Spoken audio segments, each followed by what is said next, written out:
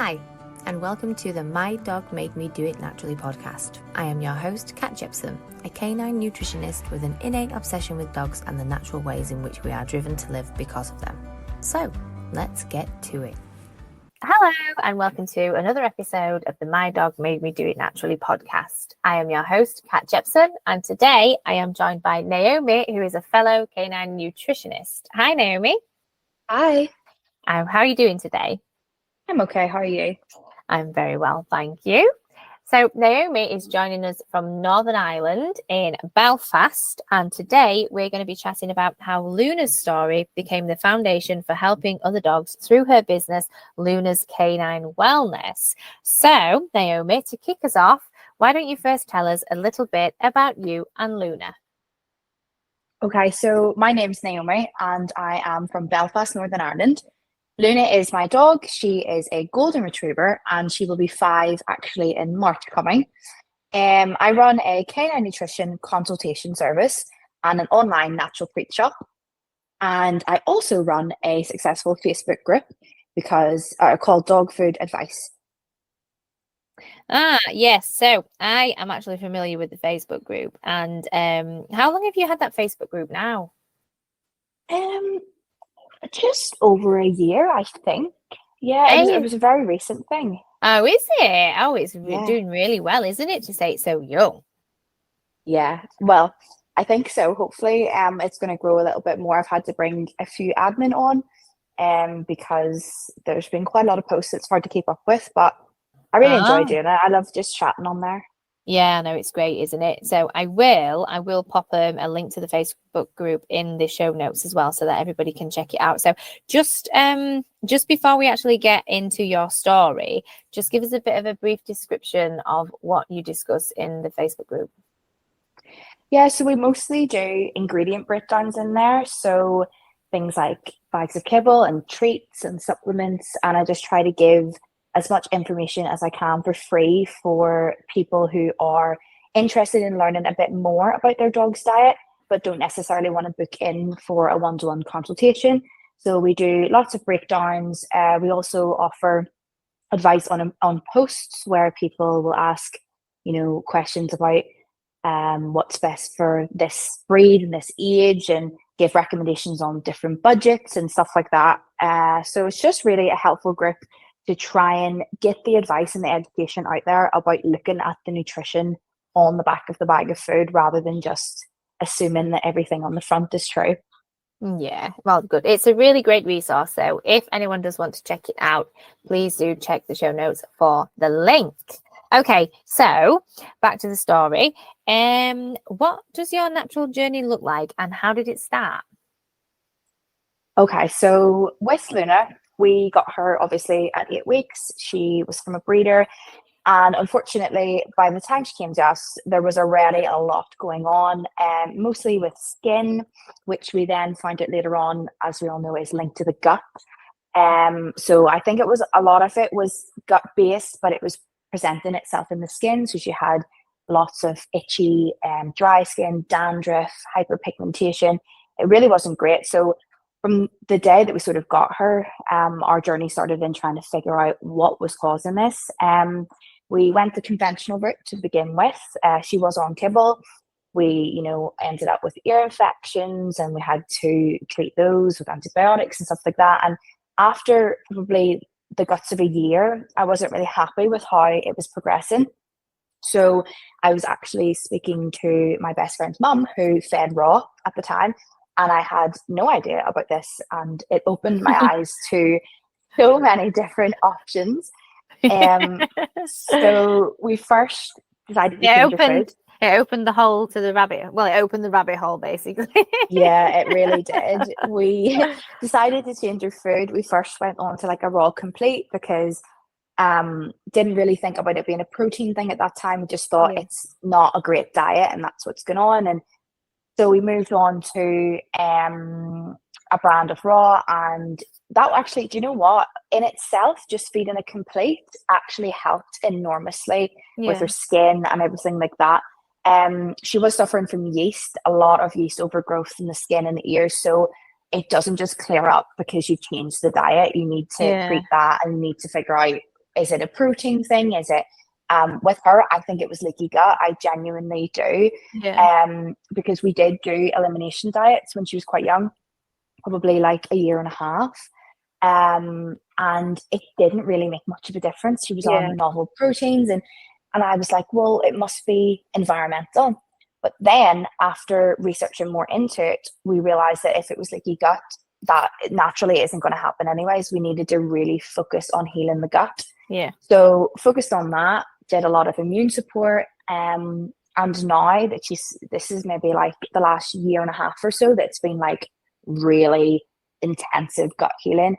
She is has been ear infection free for probably like 7 or 8 months now. Her skin is, I always say, about 90% perfect, because I do think that either there's some genetic link going on, or maybe she has some environmental allergies, because sometimes she's just a little bit more itchy than you would hope, but she's by no means suffering like she was before. So yeah, my natural health journey really happened because I had no choice, which I think is the same for a lot of people. Yeah, definitely. But I'm so glad. She also, unfortunately, has an autoimmune condition of her nails, which I'm sure was part and parcel why she had so many skin issues. Which was another thing that I wasn't happy with, the recommended advice that was just steroids, antibiotics, basically forever. So I worked with a holistic vet, and we ended up managing it with just vitamins, minerals, anti-inflammatories, natural products. And now that's completely managed as well. So we went from a dog, which genuinely, when she was about 2.5, was falling apart, like skin, ears, gut, nails. There couldn't have been anything else that could have went wrong in that year. And now I look at her every day and I'm like, you are so much healthier than you were before. And I dread to think what she would have been like if I had have gone down the conventional route.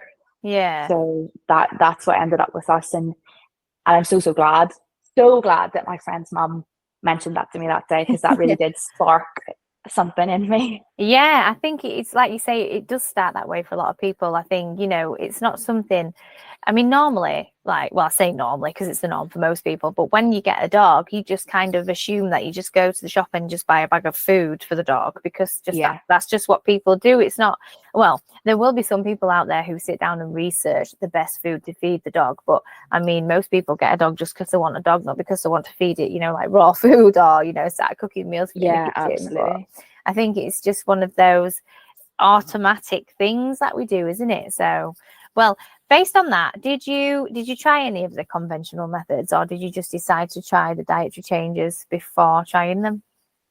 No, we did. We had to. She had probably a lot of medicated shampoo for the yeast in her skin, which didn't really work. Well, it worked for a period of time and then it came back. She had antibiotic ear drops and a lot of antimicrobial cleaners for each ear infection that happened. Again, reoccurred. I mean, they work to clear them up. That's what those drugs do. But it wasn't figuring out why it was happening. So it was reoccurring. With her nails specifically, that was the worst, because so the condition is called SLO. And essentially, if you imagine the dog's nail, it lifted up like the bonnet of a car and left the quick exposed, and then the nail shell fell off. So this was like an exposed quick, and a lot of this happened in the summertime as well. So it was like infection city. So we ended up having to take quite a lot of antibiotics. My vet's quite good for not prescribing antibiotics and steroids for no reason. So we had the choice, do you think you can keep it clean, or it's the middle of damp summer right now, so maybe you should take a precautionary one. So rather than forcing it on, so we tried to limit them as much as possible, but there was cases where it was clearly infected. So we had to, which then again negatively impacted her skin, because as soon as we stopped those antibiotics, the yeast went mental. So it was a constant circle. So I just thought, how do I get out of this? This can't continue forever, because we're just going to keep setting everything off. So after a period of doing it, and seeing that it wasn't going to get any better, being told regarding the nails that realistically it'll be antibiotics every time this happens and steroids every day, forever to try and keep them from breaking. I wasn't happy, and I thought there has to be other ways to manage this. Yeah. So then I went looking for that support, but we did definitely try it. I think everyone who's been through something so stressful like that, even skin conditions and gut conditions, they are traumatizing to have your dog go through that. You just want to get it sorted, and you trust the vet, you do trust them. And it's not until it doesn't work that you're thinking, what am I paying for? I need to maybe think about something else here. Yeah. So that was the same with me for sure. Yeah, no, it's tough, isn't it, as well, because you sort of like get stuck in that, well, you know, I'm standing in front of an educated person who's telling me this is the best thing for my pet, and then you put in these treatments and things on your pet, and then it's still not getting any better, and then they just keep telling you to do the same thing with no results. So then you kind of feel like, well, what do you actually do from there? And I think that's the same for a lot of people, isn't it? Like you say, the drugs do work, but only for a short amount of time, and it doesn't always necessarily get rid of what's actually going on inside. So yeah, absolutely. At this point then, where did this kind of like lead you? Is this what prompted you to start studying canine nutrition? Yeah, I think from the very beginning, specifically, so I got her home, and I would say probably about 6 months, this all kicked off. The ears started and all of this, and we started looking into the food. She was on kibble. She'd only ever been on 2 kibbles in her life, which I'm so glad I can just say that, because sometimes people go through bags and bags and bags and bags of kibble, hoping that one of them makes things better. Yeah. I had her on the brand that she came home on, and then we tried one more, and then after that I was like, do you know what, we'll just do the raw, because we might as well give it a chance. So at that point, that's when I started researching, well, what is the difference here? Why is this raw good? Why is the kibble not in this circumstance? And that's what led me into looking at the ingredients. So I had a Instagram account, Luna's Golden Adventures, just for photographs of my dog, like a lot of people have. Yeah. So on there, I started to just post what I learned. So I was saying, you know, here's an article about this, and this is why this ingredient's not good, and talking about poor quality meat meal and carbohydrates. And when I was doing all this, I was just sharing it really because I wanted my account to be like a little hub for people who could come and see this information for free, because I was spending hours and hours researching this information, going to different Facebook groups, going to different reading books, and amalgamating it all together. And I just thought, why is there not a resource available where I can just go and look at this, and it's all in the same place? So I wanted to create it. So started posting about all of that, and that led into people actually asking for my advice through messages on Instagram. And at that point, it was just like, you know, you seem to know a lot about this, so have you any advice? And I was helping people, and eventually it snowballed very quickly. I think I started it when she was a puppy, but I didn't post much. So I'd say probably like 3.5 years ago, something like that. It started to snowball, and I worked as a beauty therapist at the time.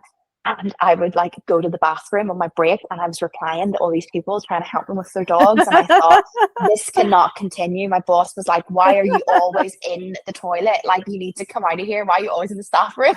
So I was like doing 2 jobs at the same time. So, and I swear, we used to talk all the time and work when there was no clients, and chat in between. And every time it was dogs, dogs, dogs. They used to just be like, anything else to say about dogs? I'm like, well, yes, actually. I think they knew that I was going to end up changing careers. But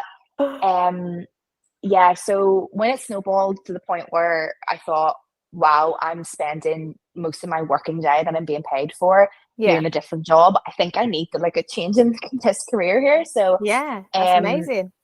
Then I took the plunge, which was very, very scary, to start my own business. And then started offering these things as actual paid for services.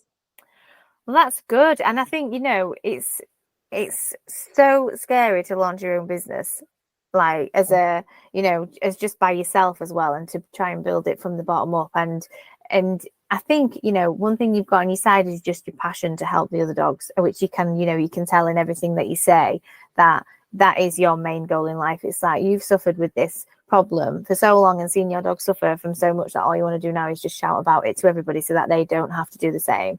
So, it's amazing. Well done, you. Thank So, you. so that's basically how it's changed your life then, isn't it? Has it changed your life in any other ways, would you say? Yeah, I think it's given me a lot of confidence. I was just thinking about this when I was thinking about coming on this podcast, and genuinely, when I was in 6th year and I was thinking about what I wanted to do, I couldn't find anything in uni that I was like, that's what I want. I just thought I have to choose something, so I might as well choose. And I wanted to work with kids because I quite like working with kids, and I thought, I'll be a nursery school teacher or something like that. And I wasn't passionate. It was like, that'll be fine. I suppose that'll be what I do. Then I sacked that off halfway through and was like, don't want to do that anymore. Left and trained to become a beauty therapist, which was like 3 years of training for that in school and whatever. Did that, and I did enjoy doing that. But again, it was like something I was good at that I could take or leave. I didn't have the passion. And when I was thinking of this interview, all I could think is I didn't realize that I didn't have passion for any of my jobs until I found this job. And I actually consider myself very lucky, because most people don't work in a field that they're actually passionate about. It's more of just, you need to make money. Yeah, definitely. And it's really changed my life in a way that I love working. I work all day, every day. There's not a second that I'm not doing something, which is probably extremely unhealthy, but I love it so much. It's like my hobby and my work. Yeah. So I think it is. Yeah, I think it is great that it's not work, is it, when you love it so much? So No, I think it probably is healthy, because I mean, that's one of the reasons why I love doing these podcasts, is because I just love talking about dogs, and I love learning about everybody's story and the reasons why, they're on the path that they are. And I completely relate to that. I mean, I have had so many jobs in my life. I mean, I'm 34 now, and I bet I've had over 10 different jobs, and I have not been happy in any of them.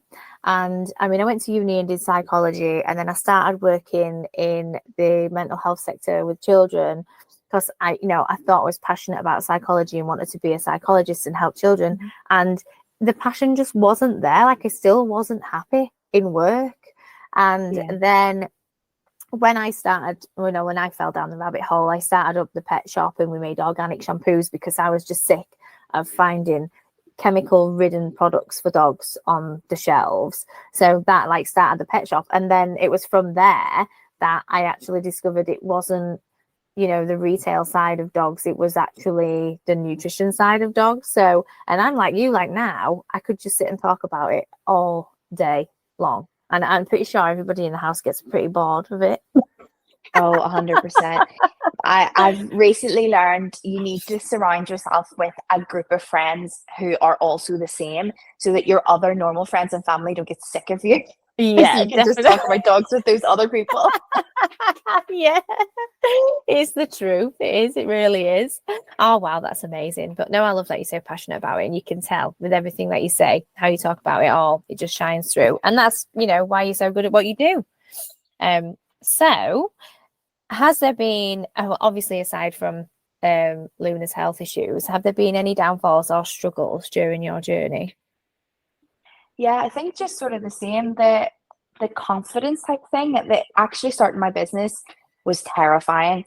And then about 6 months, it's like 6 months in, I had so much confidence. I was like, oh wow, people are saying I'm great. And I was like, I'm not scared anymore. I've made the right decision. I'm so happy doing this. Yeah. And then it came to the point where then you sort of get to the level where you're talking to vets and other nutritionists, and you're in a group of peers. And then I was like, oh no, I'm scared again. Because the thing is that I'm only 23, and genuinely the worst thing about it, and the most, I wouldn't say it's a downfall, but the thing that is the most negative about it is people sometimes think that education and knowledge is simply based on age. So when I was speaking, when I used to speak to vets, you'd have these middle-aged men that are like, no, well, I know because I've been doing this for 30 years. And I'm like, yeah, but I know what I'm talking about because I've Yeah. researched it. But they're like, but like I've been doing it for longer than you're alive, and you're thinking like, it's not a Yeah. normal answer to say to someone. Like, it's so rude, and I just felt very like Yeah. immature in that way, where I just felt I know what I'm talking about, and the only thing that is holding me back is that the way that people see me regarding my age. Yeah. And that's the only issue I have. There's so much positive feedback on the industry in general, and it's really growing in the Yeah. last few years. But Yeah. I think that, yeah, I think people need to just focus on the positives of everything that's going on. And there's so many people like yourself and other people that are doing this, and everyone knows their stuff. Like, you don't get into this industry and make like a little bit of a name for yourself and have no idea what you're talking about. Like, these people research and spend hours of their day Yeah. like getting to the bottom of all of these Yeah. things. And Yeah. I just think that I think people need to appreciate the industry more, Yeah, they do. genuinely. Yeah, they do. And do you know what annoys me as well? Like, it's not a competition between nutritionists. Like, I know. everybody is in, everybody just wants the same thing. We all just want to help dogs. And, people do have different opinions, but that's absolutely fine. Like, you do you and I do me. That's how I see it. And I think people are like all warped up about, knowledge comes with age and experience and education, but it isn't always the case. And if you've got a lived experience of something, then that is your knowledge and your education as well. And like you say, like, you have spent hours researching everything, and I know I've definitely read about a million books and researched a million things, and that's even before I even got on this path. And you sort of like prep yourself onto it, and I do think people do kind of disregard that aspect of it. But and it's one of the saddening things in the canine nutrition industry, because we should all be bringing each other up rather than trying to target and tear each other down. Definitely. Absolutely. I think like the younger, I say the younger generation, I probably am the younger generation, but I feel like when you go, if you imagine going to a vet, I used to imagine going to a vet of like a 40-year-old man, and now you go Yeah. to vets that are like 25-year-old women, and you're going, this is like the fresh new stuff that you want. So there's so many people around my age getting into canine nutrition, and I just think in 10 years' time, how amazing is this industry going to be? Because Yeah. ideally you want these fresh new faces coming in. You don't want someone that's been doing it for 60 years and then like that's all you have. There's no options after that. Do you know what I mean? You need to Yeah. have these new people. I think we should all definitely be encouraging each other. There's this ridiculous thing of like, especially on social media, like blocking people so they can't see what you post and all this stuff. And there is so many unwell dogs in the world that we're not going to be taking each other's clients here. There's enough to go around. And Yeah. it's so important to just celebrate that these people care as much as you and are interested. And there's enough people that are going to say that you're mental for thinking all of this about fresh food and natural health. You might as well hold on to the people who actually understand. Yeah. Yeah, I agree with that. I think, because there's so many different conflicting opinions and different approaches to canine nutrition, it's like you say, the thing is though, there's enough people in each of the different areas who have supporters in each of those different areas. So why can't everybody just like smile and wave, and get along? Oh, it can be terrible, can't it? Social media at times. Yeah. Oh, so following that, what's the best thing about your natural journey and what you've learned along the way? I would say the best thing is that my dog is no longer just in a Yeah. horrible state every day. Like, I'm just so glad that I've got her to this place, because I mean, I doubted myself throughout this whole time. Luna's case is genuinely, with the amount of clients that I have had to date, I have never had a case so hard compared to the one that I did first, which was my dog. And I had to just learn on my feet, and I had, to just trial and error with these things, which taught me so much. But genuinely, I'm just so glad that we've got to that point, and it's just a testament that these things do work. I think I've learned mostly that like you do really need to do your own research. It's really sad, but if I could say one thing to pet owners, like they need to look at so many different resources, speak to so many different people, and make your opinion. You can't just trust that you'll go to a pet shop owner or a vet or even a nutritionist and that their opinion is going to be the right thing to do. I think if you apply common sense to it and you've spoken to enough people, you start to see things going, hold on, that made absolutely no sense what he said because those other 5 people disagree. Yeah. And you can figure it out. And that's what I try to be. I try to be with my Facebook group and my Instagrams, just a free resource where people, like you plant the little seed in their head about these different ways so that they're not going, well, I mean, I've spoken to the vet and the person in the pet shop and they both said that this bag of kibble was brilliant and that's what you need to do. And oh, hold on a minute, I saw someone on Instagram, and then they fall into that little rabbit hole and then they go, well, that didn't make sense what that person told me last week because I've just read this. So I think getting that information out there and trying to educate people, because people do really need to put so much effort in, which I think is so unfair. Because you should be able to just trust professionals in whatever industry to have the most, up-to-date knowledge. And somehow dogs and cats and animals are just, it's sometimes just the opposite of what you really should be doing. And so I try to, provide that information so people have another place to go and look to try and get a bit of difference of opinion. Yeah, and that is easily accessible for them as well, because people are lazy. They are. Yeah. People don't want to do the research. But the thing is, if you immerse yourself in enough of these groups, like if you join several groups or you follow several people on social media, it is not hard to see this information every day. Like you wouldn't even have to go looking for it. It would just present itself to you and you'd be able to read it, when you're doom scrolling on your phone, which everybody does at some point during the day. So, I would always recommend that you read some of the books that have been written by, different veterinarians and different researchers and things like that. But I mean, if that's not your thing, there are other ways to access this information. But no, I agree. I think if you have a dog, it is your responsibility to go out and learn about the best way that you can accommodate to their needs without a shadow of a doubt. That's what you should do. Yeah. So my next question was, if you had anything you would say to other pet parents who may be struggling, what would it be? So would that be your advice, or do you have any more?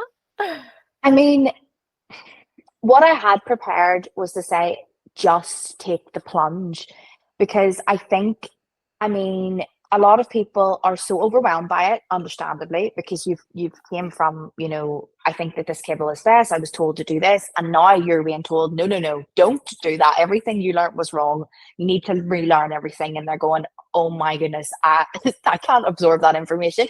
I just want to feed my dog, go to work and come home and be normal, please. Like, I don't want this insane thing that you've just told me I have to do. So it can be really overwhelming, but I think what I try to do when I speak to people, my favorite thing to do is send a voice note. If anyone speaks to me on social media, I hate having to type because you just can't explain to people in a conversational way through message. I just send a voice note and I'm like, listen, talk to me normally here. This is what you need to do. This is what you don't need to do. It's not that big of a deal. Just try it. It's not going to be the end of the world. If you don't like it, that's fair enough. But don't be so scared of trying something because you've built it up so much in your head.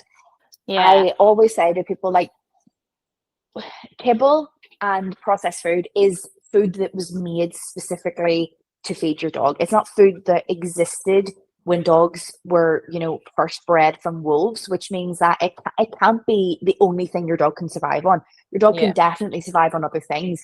So with that aside, try the other things and see what happens. See if it's better, see if it's worse. Just give it a try. It's not hard to feed an animal the same way that you feed yourself, because that's how everyone survives. I mean, if we were eating, processed food that was made specifically for convenience for us, we wouldn't think that that's what humans need to survive. We'd think, well, they can eat that, but really we should be surviving on, foods that existed when we existed, not foods that were made hundreds of years after we developed. Yeah. So I think that if people just you just need to forget about everything and you just need to try it. I think just take the plunge.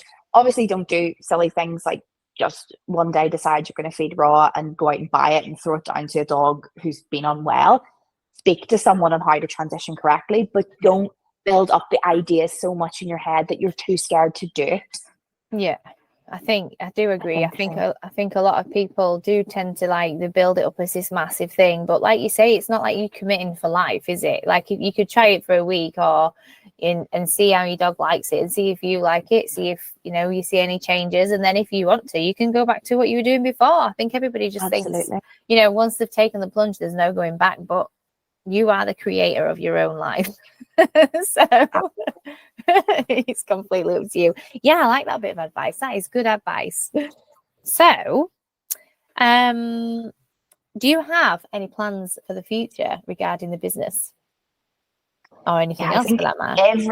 Everyone always has plans of where they would like to be. Yeah. I mean, I'd like to win the lottery first, and then I think a lot of those plans would come a lot quicker, wouldn't they? Yeah. But yeah, mostly I think so. This year I'm doing like I normally do, attending conventions, going to different expos, and I love an excuse for a holiday. Like I'll be there. I'll say I'm going for work, and then I'll take another 4 days traveling around doing whatever I want because it's an excuse to go. So I love meeting up with people. I love going to different conventions and different conferences and just being around people that their brain, people who are just into nutrition, their brain just works differently. Like it's just like I'm with my people. Like, you know what I mean? So I love going to those, and I have plans for meeting up at those. I just took on some brand reps for my business. I'm gonna give you all your names because we'll be here all day. But on Instagram, so a few of those guys as well are really interested in nutrition, and that was something that I was looking for. I didn't want just people, promoting your products. Anybody can do that. I want people to join my little crazy group chat where I can just talk all the time about nutrition, and then these people maybe want to come with me to these conventions and build friends. I think that in this industry, you sound crazy when you talk to normal people, so you have to try and find people that are on your level.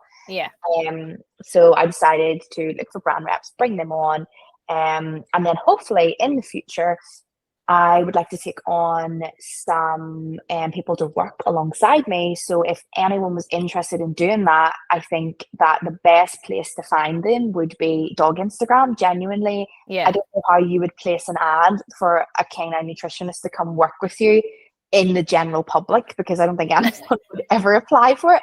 So I think Instagram, though, there's so many people that are so passionate about it.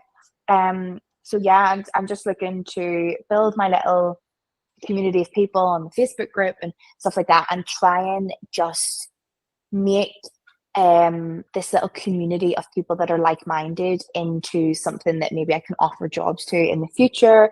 I can look at, we've lots of admins actually coming on to the Facebook group soon, where people just want to learn. So they're like, can I, come on and answer what I know, but then leave the other stuff that I don't know to other people? And I was like, yes, that's how you learn. I wish someone had have offered that to me. So I'm really just wanting to build my kind of little community and stuff like that, and just sort of get my name out there. I've been I also sell natural treats and supplements, which I probably don't promote enough, to be honest. But I'm going to get those all rebranded. I'm getting the most gorgeous tubs for my supplements to be rebranded into, and sort of maybe start doing a few more markets and getting out there in regards to just the general public that wants a little bit of normal advice on, treats or supplements and stuff like that, rather than full consultation type things. Yeah, that's amazing. So you've got so much going on, and I bet you're just too busy talking about nutrition to focus on the treats. Genuinely, I always say I need an extra day in the week just to get through the amount of work that I'm currently doing. Never mind trying to figure out anything that's coming next. It's so much, isn't it? I know. Tell me about it. I'm trying to build a whole learning platform about canine nutrition whilst looking after my toddler during the day, and I'm sort of working from 7 p.m. till 10 p.m. and then like from 5 a.m. till 7 a.m. So I don't get much time during the day, but like I have to cram it in all the way around. But it's just what we do, isn't it? I think you've just got to do it. That's another thing. Saying about a learning platform, I was thinking about things like that myself. But what I thought that would be really helpful in bringing everyone together is some form of online thing where we can work, dog trainers, we can work groomers, other nutritionists, and kind of just like, I don't know, like create this like mega like collection of people that pushes the word out there. Because I was speaking to a lot of trainers and they've said, we know a certain amount of information that the diet is definitely affecting this dog. And I think that somehow linking all of these different pet professions and small businesses especially together would be so beneficial. So definitely looking into doing something like that. If anyone listening has any ideas of wanting to get involved, like I'm so open for working with other small businesses. Well, I'll definitely be involved. We'll have to put some ideas down and see what we can muster up. But no, I think to have a community of like-minded professionals as well who are going to bring each other up instead of trying to drag each other down is definitely what we need in this space right now. Absolutely. Yeah. So you've got some exciting stuff going on. Do you have any plans to come to the UK? Well, to come to England? Oh, yeah, I'm all the time. I'm going to the Natural Dog Expo, which is in May. Oh, I'm going there. Oh, amazing. It'll be so good to meet you in person. Yeah. I'll also probably be at the Raw Feed and Veterinary Society and the conference. Wales. Yes. So nice that it's in Wales. I haven't been to Wales. I was going to go, so I'm going to the Natural Dog Expo and then we're going to drive up to Scotland and spend a few days there after, me and my friend. And we were going to go to Wales because I've never been. And then I saw that they're having it in Wales and I thought, yes, holiday in Wales. Like, absolutely, a little staycation. It's fate. It's absolute fate. It is. Right. Well, that all sounds amazing. So the main point of information now, I think, for everybody is where can they find you if they either want to access your Facebook group or if they want to book directly in with you or if they just want to have a little nosy around at your Instagram. Yeah, so I'm probably the most active on Instagram. So Luna's Canine Wellness on Instagram, you can find me.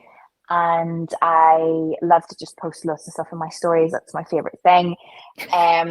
Message me anytime. Genuinely love to just chat about dogs. I also have a Facebook page, Luna's Canine Wellness, where you can have a little look on there.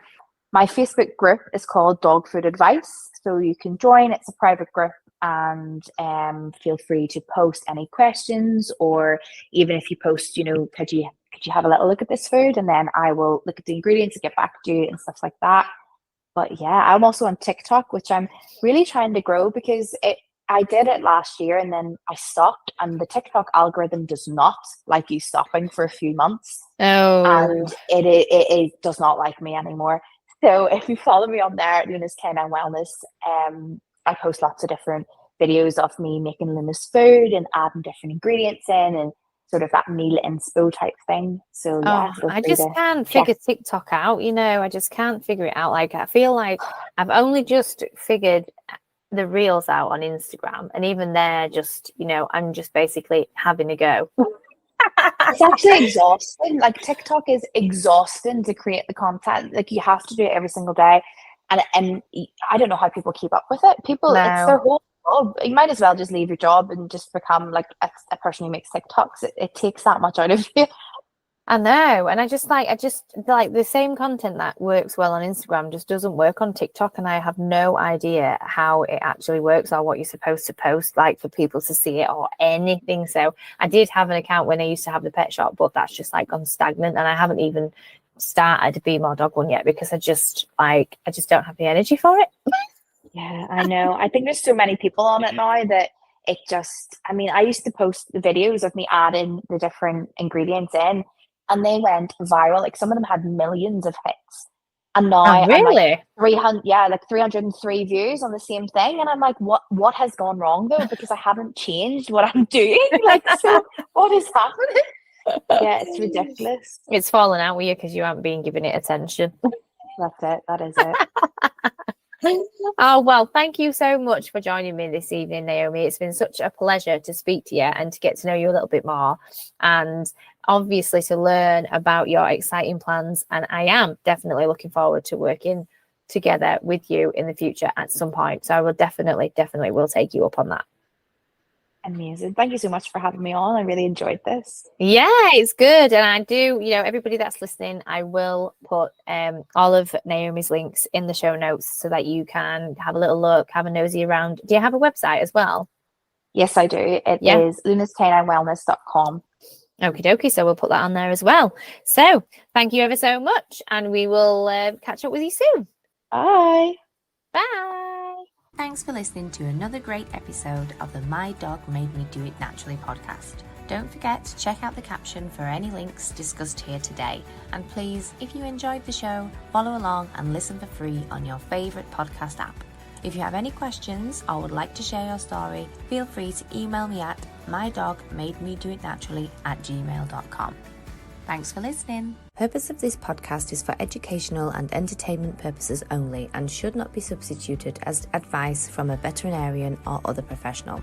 It does not form a client relationship with me, the host, or any guest speakers, and any information is not intended to and does not diagnose, treat, cure, or prevent disease. And my guests express our own views, thoughts, and opinions as individuals, and the podcast neither endorses or opposes the views, products, or services discussed here. If your pet is ill, always seek advice from your veterinarian. I am not a veterinarian and I do not treat disease or offer medical advice.